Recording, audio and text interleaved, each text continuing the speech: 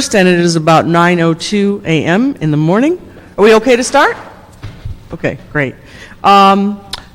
If we could go through the agenda, if there's any consent items or continuations? Yeah, Madam Chair, Rafael Breda with the CLA's office. I'd like to recommend for consent item number 2, which is a bi-monthly status report Okay, from Bureau of Sanitation, all right. and all the other items we'd like to Great. All right, thank you. consider discussion. Okay, great. Why don't we start with item 1? Okay. Anybody here to report on item 1? Yeah.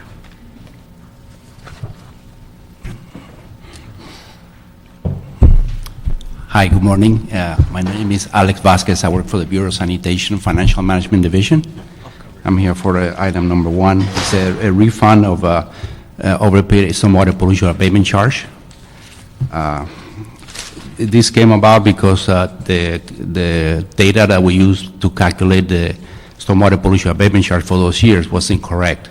We were notified by the LA County Department of Public Works that the data that we used was incorrect. Is that why it goes all the way back to 1997? Right. Okay. So, All right. okay. Yeah, no, that's fine. All right, that makes sense. All right, well, we can't move it forward we can move it forward without recommendation. Okay. Since there's only one of us Oh, here. one of you. Okay. So thank you. All right. And 2 will go on consent. No, and note and file on that one? Yeah, note and okay. file on 2. And then item number 3. Item number 3 is Department of Public Works and Environmental Affairs Joint Report relative to the feasibility of using environmentally friendly street surfacing materials. You have staff Hi. Good morning, Madam Chair. My name is Hugh Lee from the Bureau of Street Services. On behalf of the Department of Public Works, we'd like to present this joint report to the committee in response to an investigation regarding alternative street surfacing materials. It started off as a relatively innocuous request that turned into a large effort, hence the number of pages in this report. We are also continuing to study this issue and have made changes to how we construct sidewalks to allow more percolation and stormwater capture. We're also involved in several other projects where we're applying for grants to see if we can try some different things in the city to see if we can address some of the issues that were in the original council file. Okay, great. And we look forward to working with the various departments. Initially, it was just street services, but it became a Department of Public Works and also the Department of Environmental Affairs effort Okay. to do this. Did you want to give me just a synopsis of the report? Basically, what we found was that to provide some of those percolation improvements in the street, they will be very expensive at this point because all the streets in the city have already been built with traditional methods. So the greatest opportunity for doing this continues to be with the sidewalks, the parkways, the medians, and also areas where we can coordinate with private owners in the development of parking lots in those Do you areas. have any like that. projects you could enumerate that have already used this alternative surfacing, and whether or not they've been successful? The alternative surfacing for the streets, we haven't done that, and the reason for that is the heavy traffic that we must allow on streets. Off the street, we have several, one being Oral Street in the Legion Valley, another one is a sidewalk in the Councilmember Smith's area. We did that 2 years ago. We're about ready to do another project in Council District 6. We also are doing medians throughout the city with these types of technologies. And how long has this been underway, and how do you determine whether these are successful projects or not? We're continuing to evaluate those. In other words, we're at this point taking them on as trial projects. We do plan to regularly visit them to see how they are wearing, how long they last, how much maintenance they require, and whether they're still actually providing the percolation that we expected them to do. So the oldest one that we have is probably 2 years old.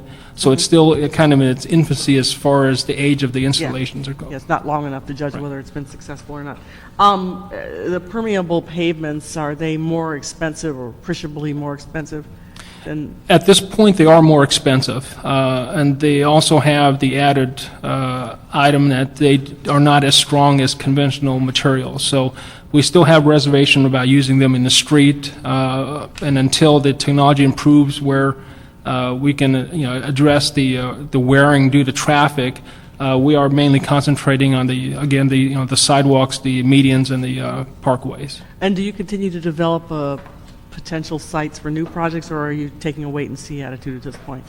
We're not taking a wait-and-see in as much as we're actively applying for grants. All the projects that we mentioned were items that we were successful in winning grants from outside agencies to minimize impact to the cities as far as finances go.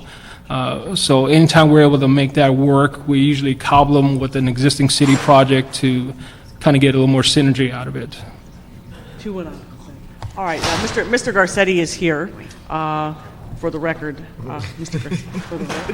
Mr. Garcetti, would you like to ask any questions? Just one question. Do you know what other cities have done? First of all, thank you for the good work that we've all been able to do together with the green streets at Oros and some of the work we're going to be doing at Riverdale. Do you know of other cities that have done that have limited the use between the setback and the lot line, and either in the area or throughout the nation that have that policy for infiltration? Not as a policy. The cities that we're able to contact, we're still doing them on a trial basis. There was I think the most extensive use has still been in the Portland, Seattle area in residential neighborhoods. But with City of LA being fully urbanized, it wasn't exactly a one-to-one fit for that. Right. Okay.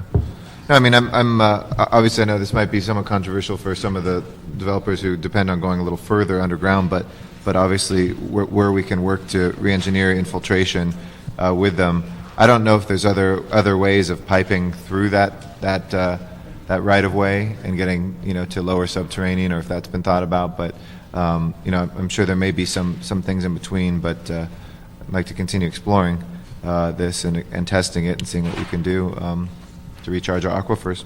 So, I haven't done it. All right, any other further questions, comments? Nope. All right, and now we have 2 people, we still don't have a majority, so we'll just... I'd like to hold No, it until, Well, We should be getting it. actually, there are recommendations in the report. Recommendations. We okay, all right, hold on. we can hold it until, Okay, okay. okay, great, number 4. Item number 4 is the Bureau of Sanitation and CAO report on the feasibility of recycling and/or banning the use of plastics and expanding polystyrene items. Okay. Big tranny man. Good morning. Neil Guglielmo with the Bureau of Sanitation, Seawater Recycling Division. What you have before you this morning is our report regarding the plastic and single-use carryout bags and the EPS food packaging in response to a number of council items, council motions. So we have a brief PowerPoint that we did walk through in the LA River Ad Hoc Committee, which I can walk you through that if you like, or I can go through the recommendations at the committee's leisure. Go ahead. Okay. Well, our report basically goes through an evaluation of the benefits, costs, and alternatives related to plastic and single-use carryout bags, as well as EPS food packaging. A number of benefits to these products, free to consumers, convenience, lightweight, durability, inexpensive retailers, as well as able to handle high temperatures, especially EPS food packaging containers. Yes.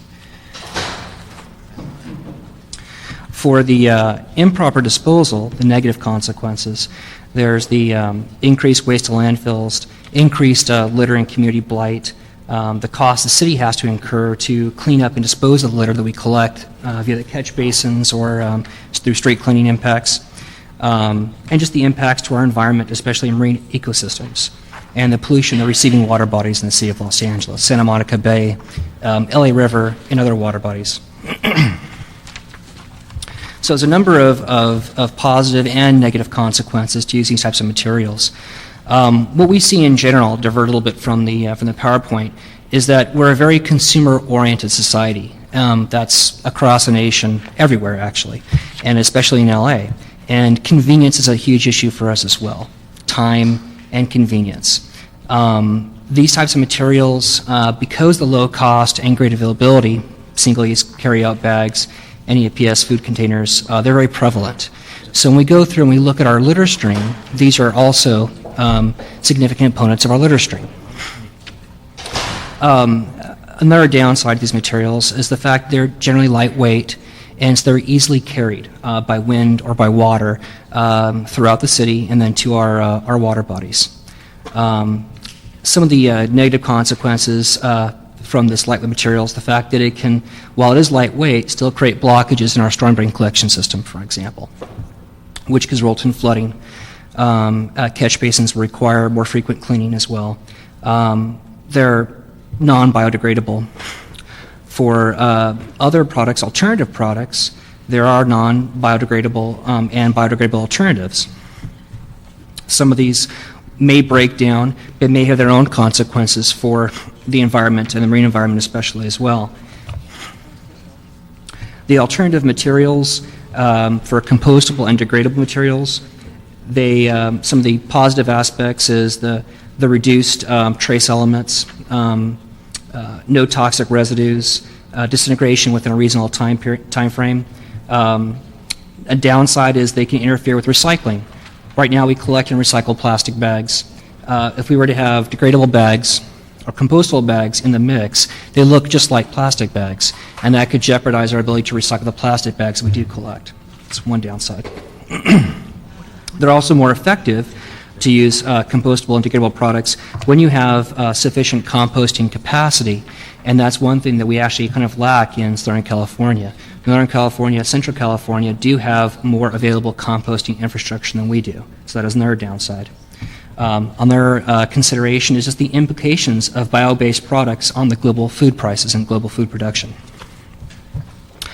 Alternative materials, EPS containers, the alternatives could be paper, plastic, aluminum, compostable.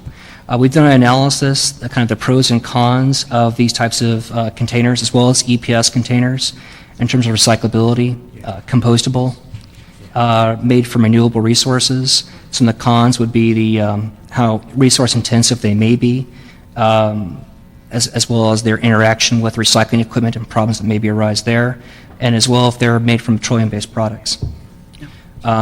Aside from those just simple pros and cons, we've also looked at the price for these items.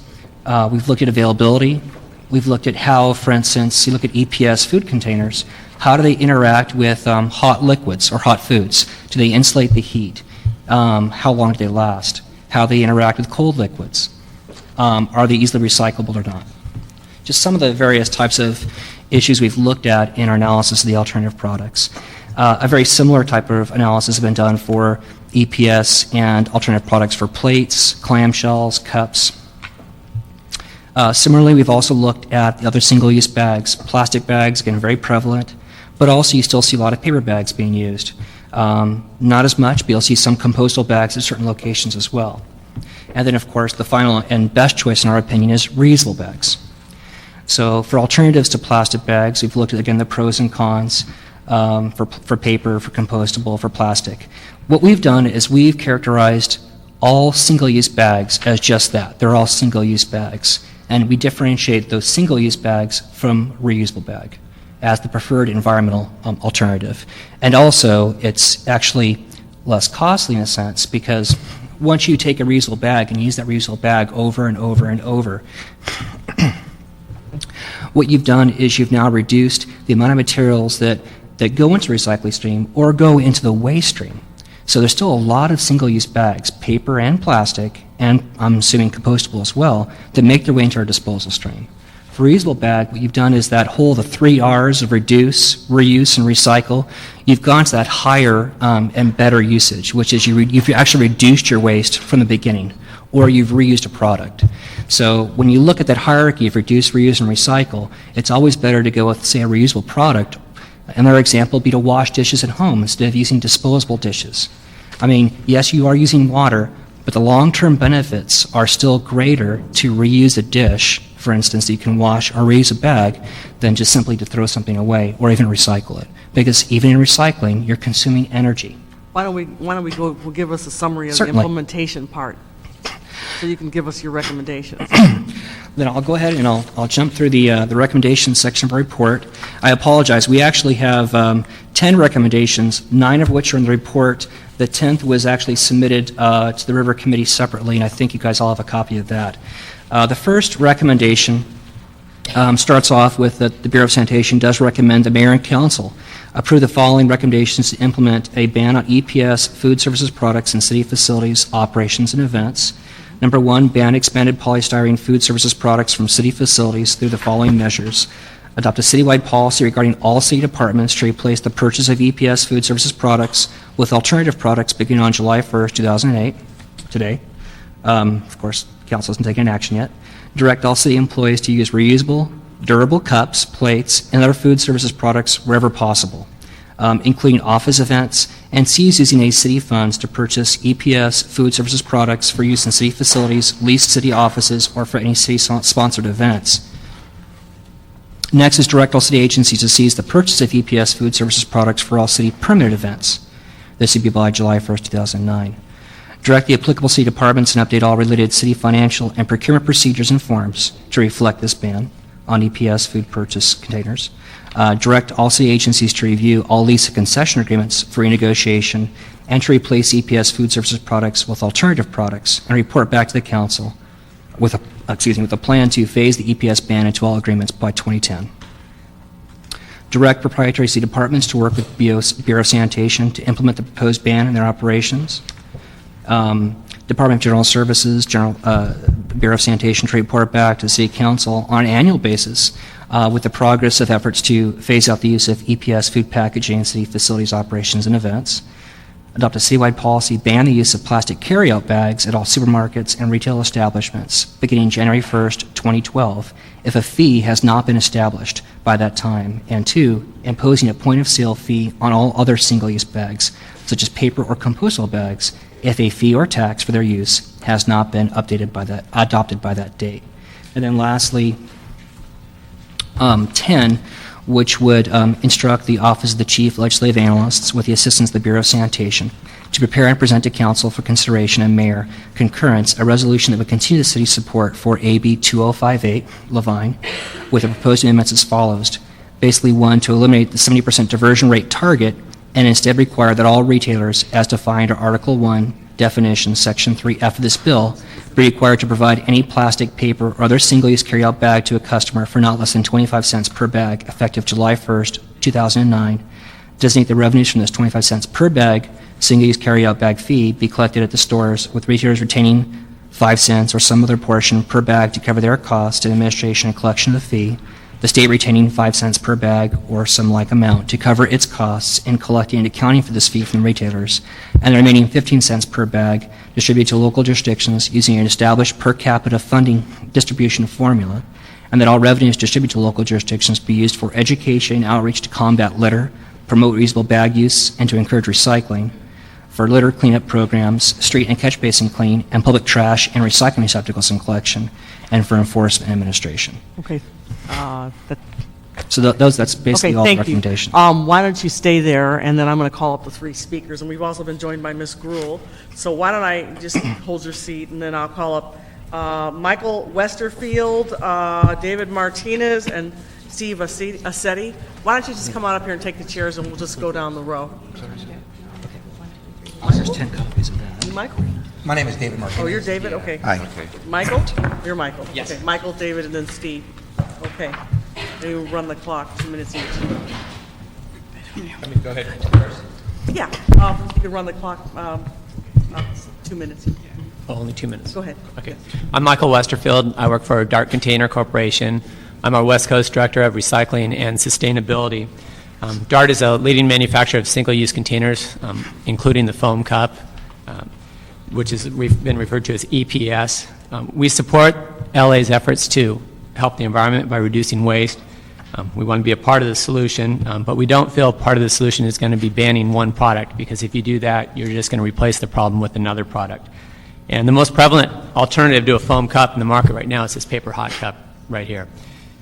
This paper hot cup takes out over twice as much energy to use, twice as much solid waste by volume, over 5 times as much solid waste by weight, nearly twice as much greenhouse gas emissions, And when a Java jacket is used, the numbers aren't much better. And the reason for that is these cups don't work that well in terms of insulation, so you wind up having to put 2 of them together. And if you don't do that, you wind up using a Java jacket. With a foam cup, you just use 1 of them. Foam cups are 90% air. The difference between this cup and a piece of paper is that this cup is actually lined with plastic. Most people think that it's just paper, but it's not. I took a Starbucks cup and I boiled it, and here's the plastic that's left inside it. Because of that, it's not, you can't put it in the blue bins that LA provides for recycling, whereas you can put a Dart foam EPS cup in the blue recycle container. So if it's not going to be put in the blue recycle container, that means it has to be landfilled, and that's not going to help your diversion rates either. I went to Smart and Final, and the cost difference between this cup and a foam cup is 84% increase, or you will see an 84% increase to go to this cup. So it's going to affect the budget too for LA. We personally are, from Dart container standpoint, we feel there are better solutions, and we're committed to supporting these solutions, including recycling and anti-litter programs. We support Keep LA Beautiful. We support the Blue Bin Recycling Program. Can you wrap up as your time's up? I would need to be fair to everybody. Yeah, well, just Dart Container has the resources and technology and infrastructure available to help you with your recycling efforts if you so choose. Thank you very much. Thank you. David Martinez. Yes, my name is David Martinez. I work for a packaging facility in La Mirada. The name of the company I work for is Pactiv Corporation. We manufacture food service containers of various materials, including polystyrene. We have 8 plants in California, 5 of which in Los Angeles County, employing over 1,300 employees. At Pactiv, we're pretty proud of our environmental record, recycling all of our post-industrial scrap and supporting recycling programs, supporting cleanup programs, and looking at material types and providing products made with the best material for our food service functions. I represent a plant with 100 employees. Pactiv plays as well. They provide health benefits. I've been there 30 years, and we're constantly looking to keep solid materials from the waste stream. It's part of our jobs daily to look at the grounds and take care of those items, should there be any. If Los Angeles bans polystyrene, our plant will probably close, costing jobs, and for what really? To find other materials to replace polystyrene. I think the city should really consider real solutions. I've always felt that it's more of a behavior issue than the products that we're producing. So banning the product would not really do us any good here. Thank you. Steve? Hi, Steve Assetti. I'm the director of the California Coastal Coalition, of which the city is a member, and we appreciate that. A couple of points. One is we've been working for the last 2 years, especially this past legislative session, on getting the state to jump into this area and create a comprehensive statewide marine debris program, meaning marine debris abatement, education, grants for cities and counties to do public awareness, put in more storm drain filters, identify the hot spots like your DPW has done an excellent job of. And we've been making progress. We have a senator who's very engaged. We had a meeting with all the top agency heads about 6 weeks ago, and he sent them away asking them to come back soon with some solutions, and that included the Department of Conservation, which has a huge surplus in the bottle deposit bill, which the governor is trying to take for AB 32 programs. And so we're working on trying to get the state to get into this area so that the cities aren't all having to grasp for straws themselves and figure out what to do and what not to do. The other comment I wanted to make is that several years ago I was a member of the Plastics Task Force. It was a collaborative effort of NGOs like ours, NGOs along the river, city staff, and the industry. We created a private-public foundation which was filed. It has its status. It was ready to hire an executive director, and at some point it got shelved, and nothing has happened with it. And the industry is no longer at the table. And I'm not here to defend the industry, but I think that the process was aborted, and it shouldn't have been. It was run through the Ad Hoc River Committee, staff. They were responsible for it. And I would ask you to reinitiate that public-private task force to work on these issues. Have you met with the chair of the River Committee about this? No, but I'm going to. Okay. Yes, All right, so you were running, it was run through that committee? yes. Okay. That'd be a good place for you to start. But we haven't had a meet. We met for a year or so, and we haven't had a meeting in probably a year and a half. Okay, well, I would recommend you start there and Okay. then see what Mr. Reyes can do for you to reinitiate this process. Thank you very much to all the speakers here. And if you could excuse yourselves, and we'll start with some questions to the staff. I just have three quick questions. On the potential for a phase out of polystyrene products in the city, what is your strategy for enforcement to prohibit city departments in order to enforce a phase out and a ban? What's your thinking of? What have you guys thought of? Well, we've already been talking actually to the city departments, including their proprietary departments, the harbor, airports where they have concessions, recreation and parks, which has quite a number of concessions, general services department, which oversees the procurement. We've looked at how much is actually being procured for EPS food packaging by city departments right now through SMS and city's purchasing system, about $20,000 a year of EPS food packaging. But beyond that, a number of departments will still go out to Smart and Final and still make large purchases of EPS and other food packaging containers. So how are you going to ensure compliance? Well, to ensure compliance, the first thing is to have the contacts with all those departments, understand where they're using the materials, which we're getting that understanding, and we have been, who their concessions are, what products the concessioners are using. Some city departments have already started switching over to alternative products. The convention center is one that's done that. So some of them may choose to switch to alternative products or have done so already. We also have an opportunity to leverage other programs such as the restaurant food waste program to look at compostable products and things as well in the mix. Do you intend to have compliance people or? Yeah, the compliance is going to be the education outreach component first with the departments, and then working through the departments with their contractors, their leases, and their concessionaires, because that will take time. Most often, the concession agreements will not have an ability to open it for something like this. The concessionaires may wish to do so on their own, though, and or as those agreements come due and there's new RFPs, new leases, that'll be an opportunity as well to change them over to the to alternative products. Do you have any idea how much the city currently generally spends on food service packaging and what the numbers are in terms of having the city ban polystyrene? Well, again, $20,000 is being procured right now through SMS on an annual basis for EPS food packaging. But beyond that, departments will go out to Smart and Final and others and use their procurement cards and then make additional purchases of food packaging. That there's no record of per se. Okay, you have no record, no cumulative number on No, that. not at this point And in then do you time. have any cumulative numbers on how much it costs to ban?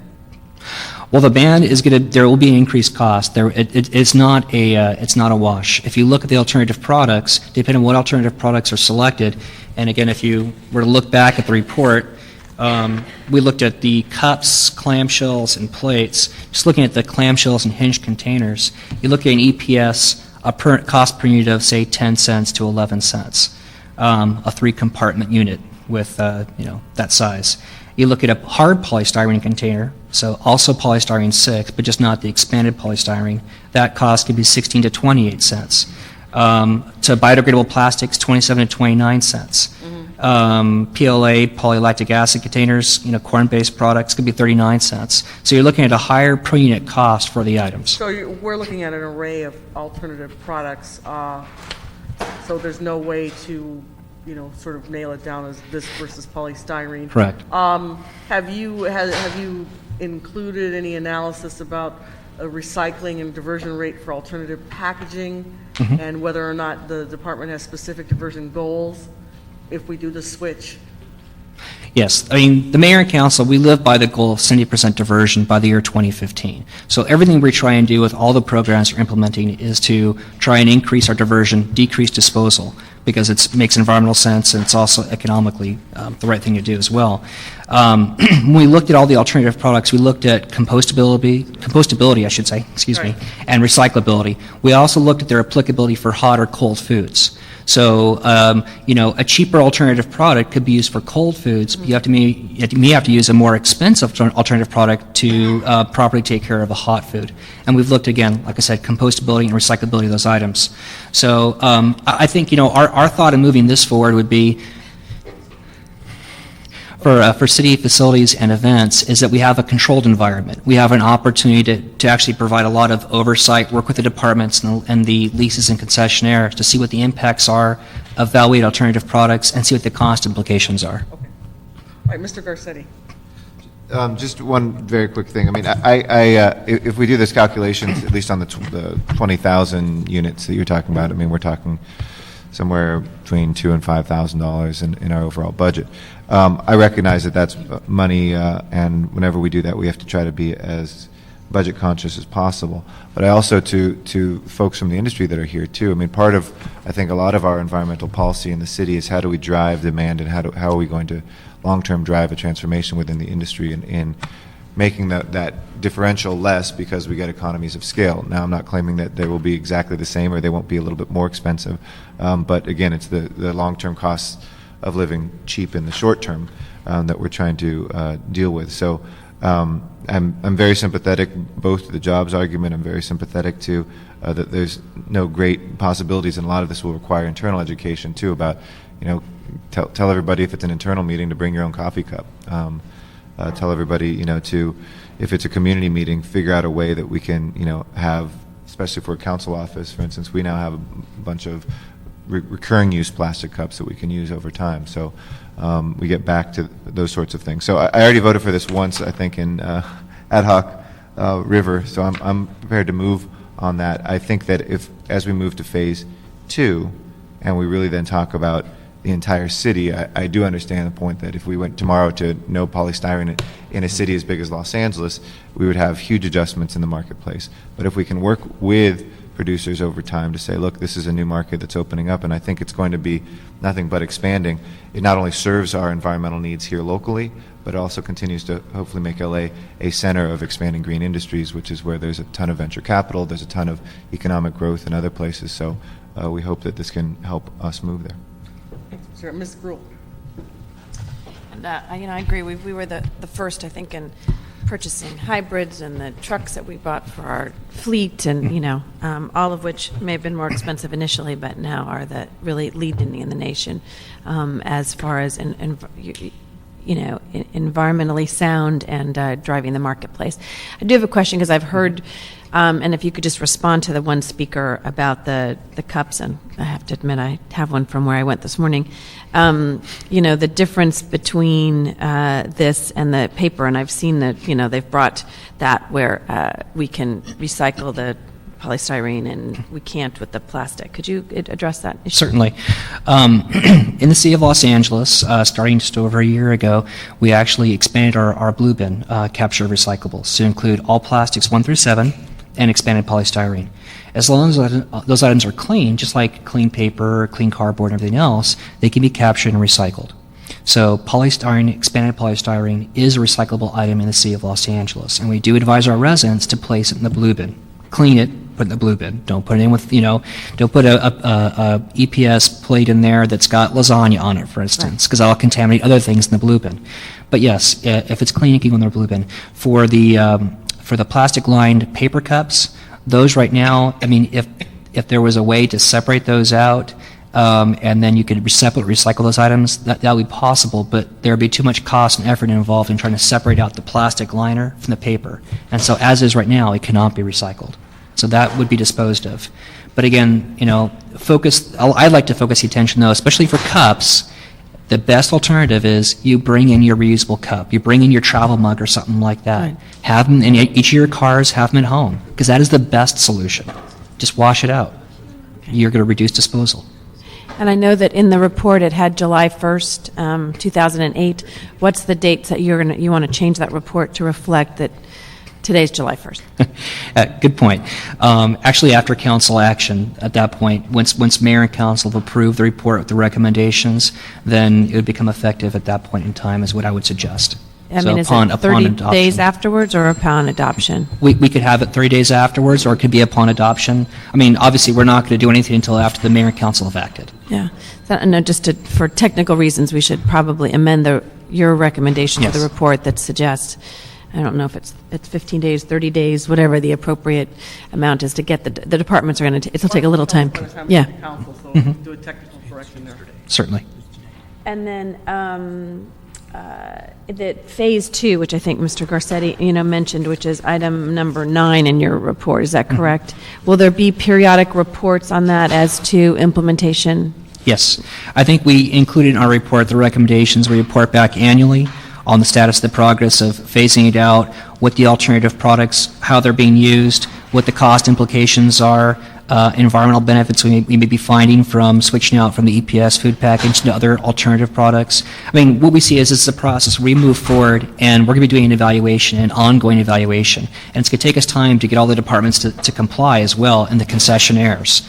So over that process, we'll be reporting back to you guys with recommendations and observations. And always an implementation in something new and different as to, and if the goal being to go citywide, having some flexibility as we go forward to address new technology and Yes. other things that occur, so that prior to the 2012 date, there will be another action taken by the council. Is that accurate? Yes. And that for its implementation, so that we can address some of the issues as we go forward. And the other item in here was the plastic and single-use carryout bags, and that date was to 2012 as well. I think our intention there is a state legislation moving forward to put a fee on the plastic bags. We'd like to see the fee on the plastic bags and all the other single-use bags as well.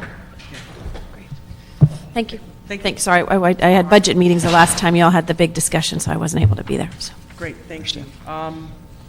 Mr. CLA, Would you like to adopt the recommendations or concur in the Ellie River Committee? yeah. It's already gone to River? Yes, it has. Okay, great.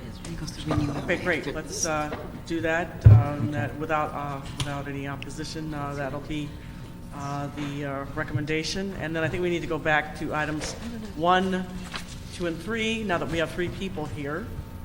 Item number 1, the stormwater Thank you. abatement Thank fund refund was approved. Aye. Okay. Aye on 1, 2, and 3. Okay. Okay. Note and file number 2. And, Great. Okay. Thank you. All right, now, this is the time of the committee for public comment for those items that are not on the agenda. I don't have any speaker cards for public comment, so the meeting is adjourned. Thank you, everybody.